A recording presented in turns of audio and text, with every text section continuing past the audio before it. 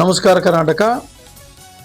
ಇದು ಜನರಾಡುವ ಮಾತುಗಳು, ನಮ್ಮಿಂದಲ್ಲ ಜನರಿಂದ. 43ನೇ ಸಂಚಿಕೆಗೆ ತಮ್ಮೆಲ್ಲರಿಗೂ ಸ್ವಾಗತಿಸುತ್ತೇನೆ. ಈ ಒಂದು ಸಂಚಿಕೆಯಲ್ಲಿ ಬಹಳ ಮಹತ್ವಪೂರ್ಣವಾಗಿರ್ತಕ್ಕಂಥ ಜನರ ಮಾತುಗಳನ್ನು ಸ್ವಲ್ಪ ನೋಡೋಣ. ಜನ ಏನು ಮಾತಾಡ್ತಾ ಇದ್ದಾರೆ ಅಂದರೆ, ಭಾರತ ಮೌಲ್ಯಭರಿತವಾದ ದೇಶ, ಸಂಸ್ಕೃತಿಯನ್ನು ಹೊಂದಿರತಕ್ಕಂಥ ದೇಶ, ಭಕ್ತಿಯಿಂದ ಕೂಡಿರ್ತಕ್ಕಂಥ ದೇಶ ಮತ್ತು ಉತ್ತಮ ಆಹಾರ ಪದ್ಧತಿಯನ್ನು ಹೊಂದಿರತಕ್ಕಂಥ ದೇಶ, ಉಡುಗೆ ತೊಡುಗೆಗಳಲ್ಲಿ ಶ್ರೇಷ್ಠವಾಗಿರ್ತಕ್ಕಂಥ ದೇಶ, ಗೌರವ ಕೊಡುವುದರಲ್ಲಿಯೂ ಕೂಡ ಇದು ಮುಂಚೂಣಿಯಲ್ಲಿರ್ತಕ್ಕಂಥ ದೇಶ, ಮೌಲ್ಯಾಧಾರಿತ ಶಿಕ್ಷಣವನ್ನು ಹೊಂದಿರತಕ್ಕಂಥ ದೇಶ ಅಂತಕ್ಕಂಥ ಒಂದು ಹೆಗ್ಗಳಿಕೆಗೆ ಭಾರತ ದೇಶ ಪಡೆದಿತ್ತು.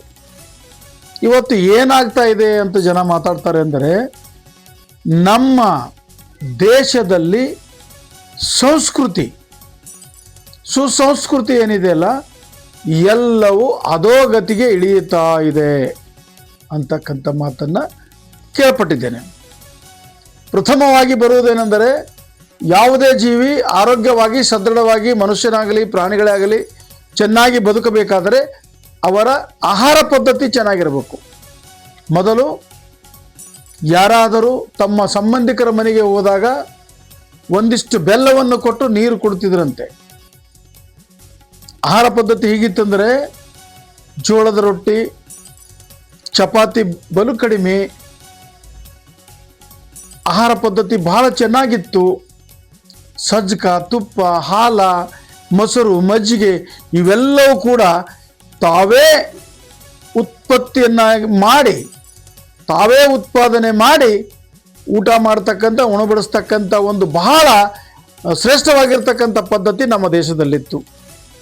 ಈಗ ಏನಾಗಿದೆ, ಜನ ಏನು ಮಾತಾಡ್ತಾ ಇದ್ದಾರೆ ಅಂದರೆ, ಆಹಾರ ಪದ್ಧತಿ ಬಹುತೇಕ ಹಾಳಾಗಿ ಹೋಗಿದೆ. ಏನು ಬತ್ತು?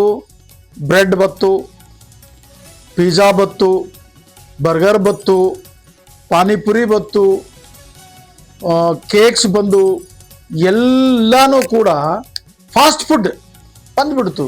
ನೀವು ನೋಡ್ತಿರಲ್ಲ, ಎಲ್ಲಿ ಕಣ್ಣಾಯಿಸ್ತೀರಿ ಬೇಕರಿಗಳು, ಎಲ್ಲಿ ಕಣ್ಣಾಯಿಸ್ತೀರಿ ಫಾಸ್ಟ್ ಫುಡ್ಗಳು, ಎಲ್ಲಿ ಕಣ್ಣಾಯಿಸ್ತೀರಿ ಹೈಟೆಕ್ ಹೋಟೆಲ್ಗಳು. ಅದರ ಹೊಂದಿಕೊಂಡಂತೆ ಎಲ್ಲಿ ಕಣ್ಣಾಯಿಸ್ತೀರಿ ಅಲ್ಲಿ ಆಸ್ಪತ್ರೆಗಳು ಹುಟ್ಟಬೇಕಾದರೆ ಈ ಆಹಾರ ಪದ್ಧತಿನೇ ಕಾರಣ ಅಂತ ಜನ ಮಾತಾಡ್ತಾ ಇದ್ದಾರೆ.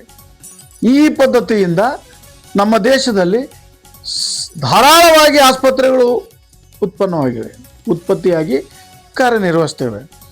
ಅದರ ಜೊತೆಗೆ ಇನ್ನೊಂದು ಬಹಳ ಮುಖ್ಯವಾಗಿ ಕೇಳ್ಪಟ್ಟಿದ್ದೇನೆಂದರೆ, ನೀರು. ಇದು ಸರ್ಕಾರ ಜನರ ಆರೋಗ್ಯಕ್ಕೆ ಮಾಡ್ತೋ, ಜನರ ಆರೋಗ್ಯ ಕೆಡಿಸಲಿಕ್ಕೆಂದೇ ಮಾಡ್ತೋ, ನಾನು ಹೇಳಲಿಕ್ಕಾಗೋದಿಲ್ಲ. ಜನ ಮಾತನಾಡ್ತಿರೋದು, ಫಿಲ್ಟರ್ ನೀರಿನಿಂದ ಬಹುತೇಕ ದೇಶದ ಜನರ ಆರೋಗ್ಯ ಹಾಳಾಗಿ ಹೋಗಿದೆ. ಯಾಕಂದರೆ ಆ ನೀರಿನಲ್ಲಿರ್ತಕ್ಕಂಥ ಲವಣಾಂಶಗಳು, ಪೋಷಕಾಂಶಗಳು ಏನು ಇರಬೇಕಾಗಿತ್ತು ಅವನ್ನೆಲ್ಲ ತೆಗೆದುಹಾಕಿ ಬರೀ ನೀರು, ಫಿಲ್ಟರ್ ನೀರು. ಅದರಿಂದ ದೇಹದಲ್ಲಿ ರೋಗ ನಿರೋಧಕ ಶಕ್ತಿನೇ ಅಡಗಿ ಹೋಗಿದೆ. ಹೀಗಾಗಿ ಬಂದ ರೋಗ ಕಡಿಮೆ ಆಗೋದಿಲ್ಲ, ಆಸ್ಪತ್ರೆಗೆ ಅಡ್ಮಿಟ್ ಆಗಬೇಕು, ಹೆಚ್ಚಾದರೆ ಸಾಯಬೇಕು ಅಂತ ಜನ ಹೇಳ್ತಾ ಇದ್ದಾರೆ.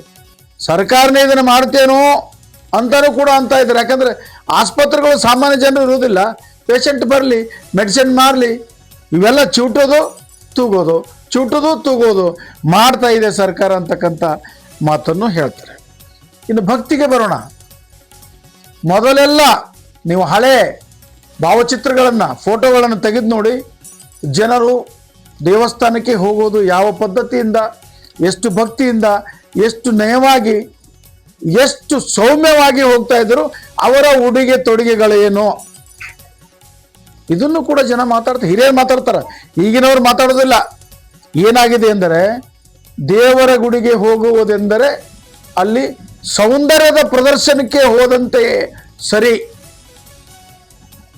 ಎಲ್ಲ ಬಹುತೇಕ ಭಕ್ತಾದಿಗಳು ತಮ್ಮ ಸೌಂದರ್ಯ ವೃದ್ಧಿಪಡಿಸಿಕೊಳ್ಳುವುದಕ್ಕೆ ಬಣ್ಣ, ಸುಣ್ಣ, ಲಿಪ್ಟಿಕ್ಕು, ಅದು ಇದು ಎಂತೆಂಥವೋ ಡ್ರೆಸ್ಗಳನ್ನು ಹಾಕ್ಕೊಂಡು ಆ ದೇವಸ್ಥಾನಕ್ಕೆ ಹೋದರೆ ದೇವರು ಇವರಿಗೆ ಒಲೆಯಬಲ್ಲನೆ.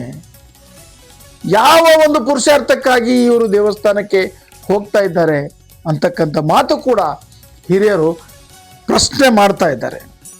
ಉಡುಗೆ ತೊಡುಗೆಗಳಂತೂ ಹೇಳಬಾರ್ದು. ಅವಾಗ ಎಷ್ಟು ಸೌಮ್ಯ ಇದ್ರು. ಒಂದು ಕಡೆ ಹಿರಿಯರೊಬ್ಬರು ಹೇಳಿದ್ದನ್ನು ನಾನು ಕೇಳಿದ್ದೇನೆ.